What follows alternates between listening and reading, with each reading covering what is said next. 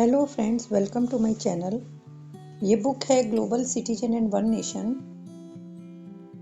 इस एपिसोड में मैं बात करूंगी डिवाइन टीचिंग्स के बारे में, the real treasure of life. Gautam Buddha, Jesus Christ, Mahavira, Ram, Moses सभी ने सेम ही टीचिंग्स दी, जिनमें कौन कौन सी टीचिंग्स आती हैं?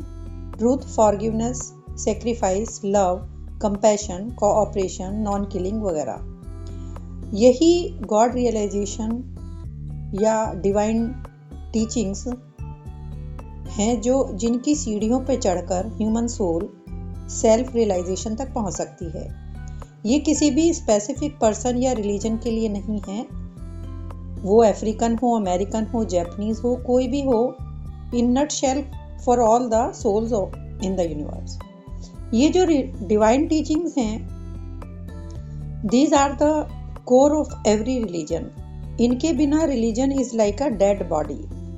लोग सोचते हैं हम डिवाइन टीचिंग्स क्यों फॉलो करें? क्या कोई शॉर्टकट रास्ता नहीं है सेल्फ रियलाइज होने का?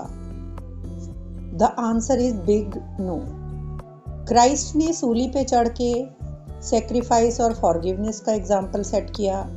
बुद्धा ने 8 फोल्ड नोबल पाथ एनलाइटमेंट के लिए दिया, और कृष्णा ने भगवत गीता में डिवाइन टीचिंग्स को हाईलाइट किया।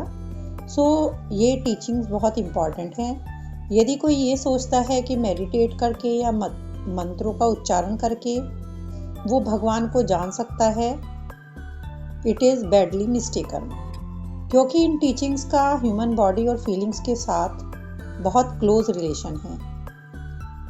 माइंड सोचता है, हार्ट फील करता है, हैंड और लेग वर्क करते हैं, और ईयर और आइज सेंस करते हैं।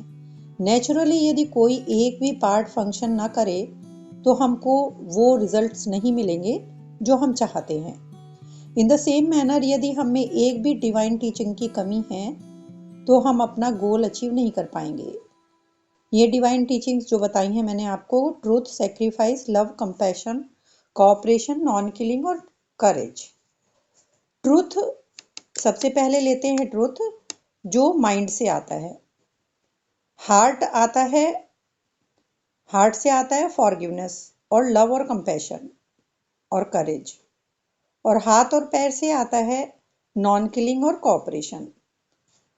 These divine teachings also help in curing various mental and physical diseases. Divine teachings का कैसा प्रभाव हमारी बॉडी पे पड़ता है, ये जानने के लिए आयुर्वेदा को जानना पड़ता है। आयुर्वेदा हिंदू रिलीजन की साइंस है, जिसमें नेचुरल थेरेपी से बीमारियों को दूर किया जाता है।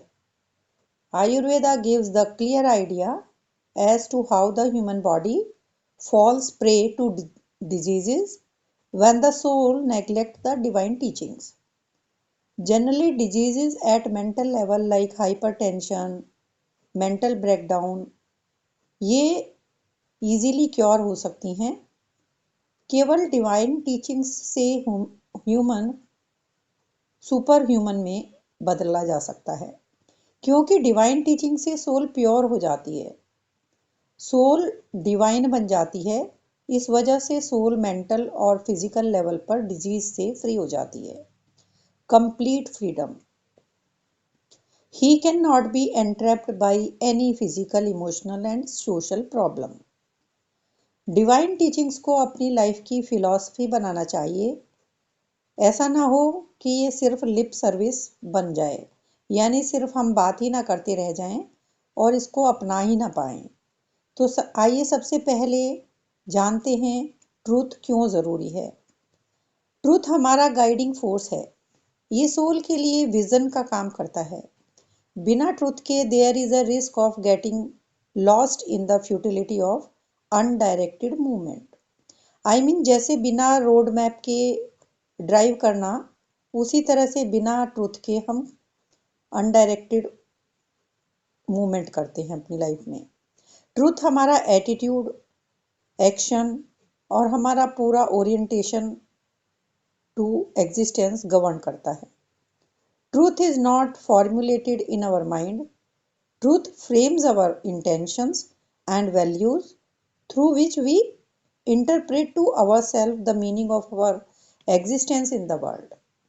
ट्रूथ से हम सही तरीके से इंटरप्रिटेशन कर पाते हैं, लेकिन इसको हमें बिना सेल्फिश हुए करना है, तभी ये बेस्ट रिजल्ट देगा। ट्रूथ सबसे वैल्यूएबल पार्ट है। ट्रूथ हमारी स्पिरिचुअल जर्नी में एक नौका का काम करता है। ट्रूथ डिवाइन टीचिंग में सबसे पहले स्थान पे आता है। ये मेंटल प्योरिफिकेशन में हेल्प करता है। ट्रूथ को रियलाइज करने के लिए इसको डेली लाइफ में हमें अपनाना होगा। जो भी काम एक्टिविटी हम करते हैं, truth should be the sole objective in every activity.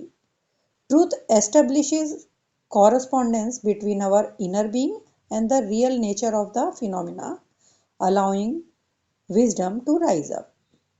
Truth में हमको रियलिटी पर स्टैंड लेना होता है, इल्यूजन पर नहीं।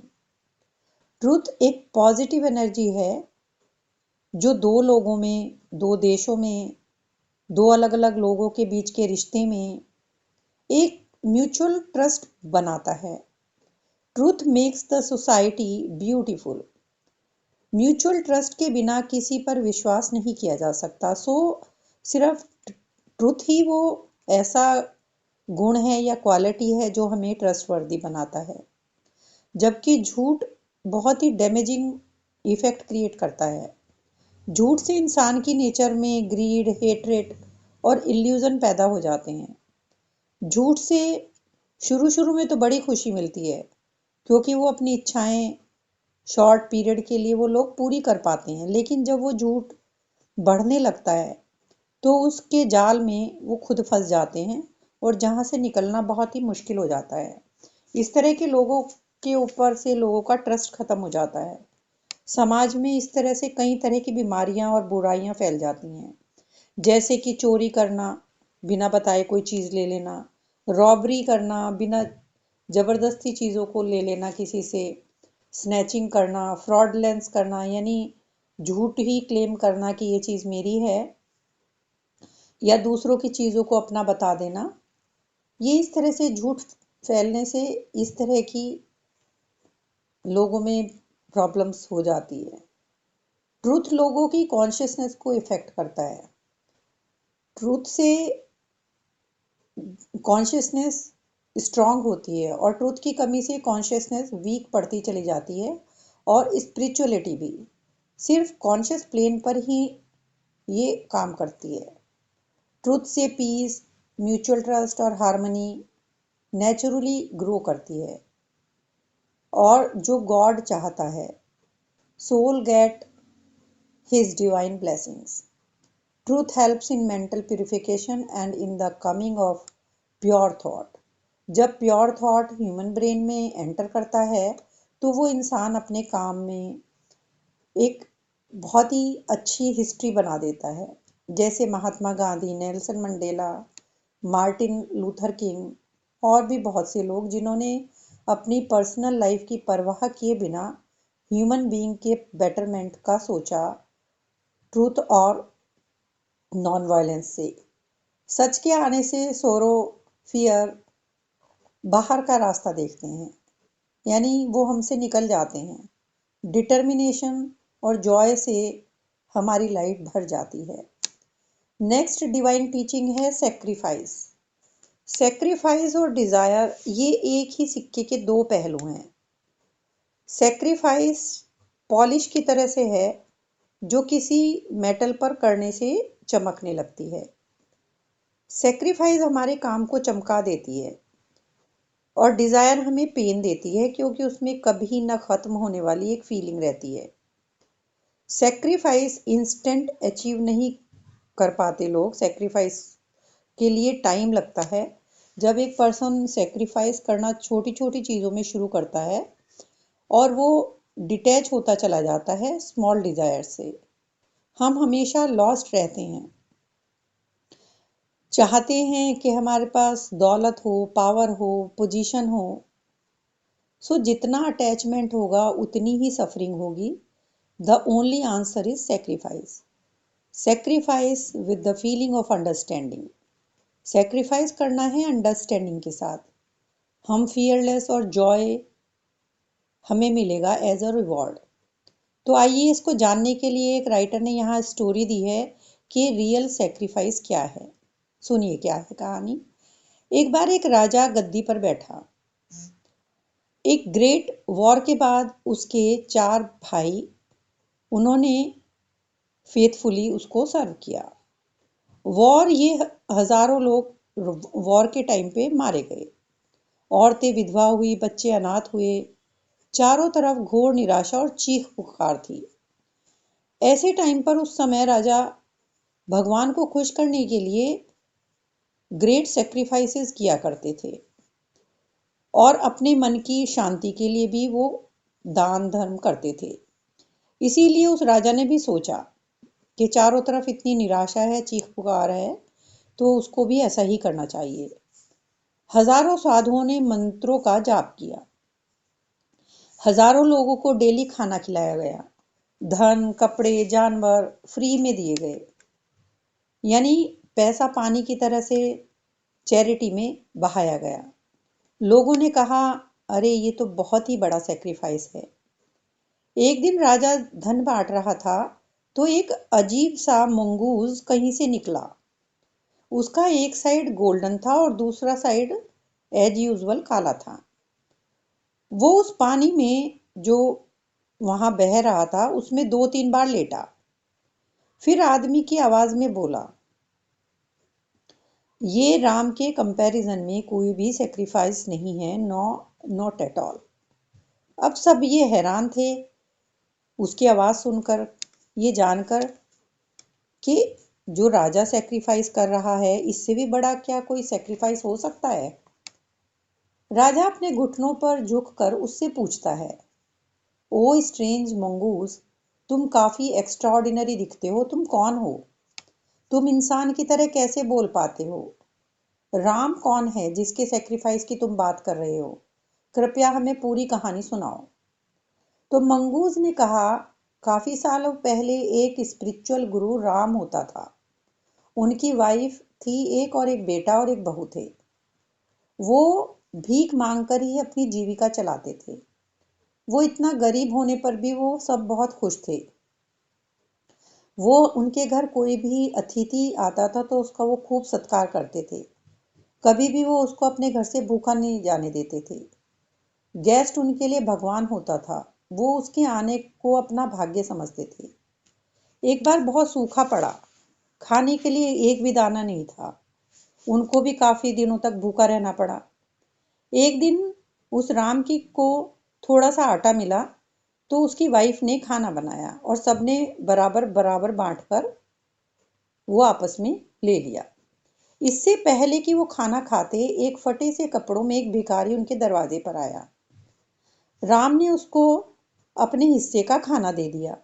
भिखारी भूखा था, उसने वो तुरंत खा लिया। राम ने देखा कि ये तो अभी भी भूखा है। राम अपनी पत्नी के पास गया। राम की वाइफ ने उसको उससे बिना पूछे ही अपना हिस्सा, अपने हिस्से का खाना उसको दे दिया। राम ने कहा कि मेरा फर्ज है कि मैं तुम्हें खाना दूं, मैं तुमको कैसे भूखा मार सकता हूं। तो वाइफ ने कहा कि मैं आपसे अलग थोड़े ही हूं, मेरी भी ड्यूटी है कि आपके खुशी और गम में आपका साथ दूं। यह कहकर उसने उस खाने को उस भिखारी को जो फटे कपड़ों में था उसको दे दिया। राम ने सोचा कि वो कितना खुश नसीब है कि उसको ऐसी बीवी मिली। लेकिन बड़े दुख की बात थी कि गेस्ट अभी भी भूखा था। राम का बेटा उसके पास आया और कहा कि स्क्रिप्चर्स कहते हैं कि पुत्र और पिता का आपसी रिश्ता इस तरह का होता है कि पुत्र पिता का रिफ्लेक्शन होता है। तो मेरा भी फर्ज है कि मैं आपका साथ दूं। ऐसा कहकर उसने अपने खाने को उस गेस्ट को दे दिया, जिससे कि उसने कहा कि मैं अपना फर्ज पूरा कर सकूं। राम हालांकि ये नहीं चाहता था कि उसका बेटा उसको खाना गेस्ट को दे, क्योंकि वो ये बिल्कुल नहीं चाहता था कि उसकी वजह से उसका बेटा भूखा रहे। लेकिन बेटे ने अपना फर्ज दिखाकर बोला कि वो अपना खाना उस गेस्ट को दे देगा। गेस्ट को पता नहीं था कि क्या चल रहा है। उसने खाना खाया पर अभी भी उसकी भूख नहीं मिटी थी। अब राम की बहू आई और बोली, मैं अपने पति की अर्धांगिनी हूँ, उसकी जिम्मेदारियां मेरी भी हैं। और उसने भी अपना खाना गेस्ट को दे दिया। राम बहुत दुखी था। उसने कहा कि मैं तुमको तुम्हारे पिता से ये कह कर लाया था कि तुमको अपनी बेटी की तरह से रखूंगा। ये मैं पाप नहीं कर सकता कि तुम भूखी रहो। गेस्ट खाना खा रहा था तो सभी परेशान थे कि यदि इनको अभी भी भूख बाकी रह गई तो क्या करेंगे। घर में खाने का एक भी दाना नहीं था। बट इस बार गेस्ट के चेहरे पर सेटिस्फेक्शन था। वो उठा, उसने हाथ धोए। राम आगे बढ़कर गेस्ट के हाथ पैर धुलवाए उसने। अचानक वो गेस्ट एक बहुत ही खूबसूरत व्यक्तित्व में बदल गया और एक रथ में बैठकर उन सबको स्वर्ग में ले गया। सभी हैरान थे। तब भगवान ने कहा उस गेस्ट ने, मैं भगवान हूँ, यहाँ मैं तुमको टेस्ट करने के लिए आया था। मैं तुम सबसे बहुत खुश हूँ। अब तुम दुख और परेशानियों में तुमको रहने की जरूरत नहीं है। तुम स्वर्ग के सुख भोगोगे। अब मंगूज ने कहा कि मैं वहीं एक होल में रहता था। एक मैं बाहर निकला तो मैंने वहां पड़ा हुआ थोड़ा सा खाना खाया और मेरा शरीर उस पानी से टच हुआ जिससे राम ने उस गेस्ट के पैर धुलवाए थे। मेरी बॉडी का वो पार्ट सुनहरा हो गया और जो टुकड़े मैंने खाए थे उससे मुझे इंसान की तरह बोलने की पावर मिली। तो एक्चुअल में वो ट्रू सेक्रीफाइस था, ट्रू ऑस्टेरिटी थी।